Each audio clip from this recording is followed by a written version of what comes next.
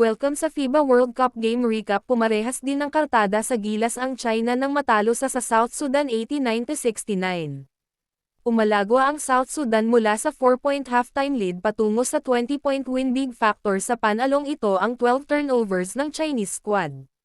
Nanguna sa mga Sudanese si Carlik Jones na may 21 points, shooting 50% sa field and 3 out of 4 sa 3-point line. Sumuporta ng 16 points si Kwani, 14 and 13 points respectively naman kina Ahmad and Shayok para sa 1-1 record ng South Sudan sa Group B. Nanguna sa China si Kyle Anderson sa kanyang 22 points para sa China na nahulog sa 0-2 kartada. Nasayang naman ang late game rally ng Jordan ng tumiklop sa overtime 95-87 laban sa New Zealand. Nasayang din ang 39-point ni Ronde Hollis Jefferson including 4-point play na naghatid sa laro sa overtime.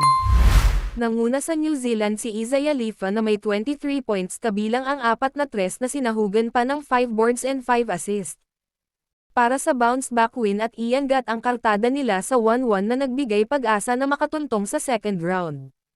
At dahil sa panalo ng Japan kagabi at tanging Asian team na may panalo sa kasalukuyan, hopefully makaisa rin ang ating mahal na gilas Pilipinas laban lang puso.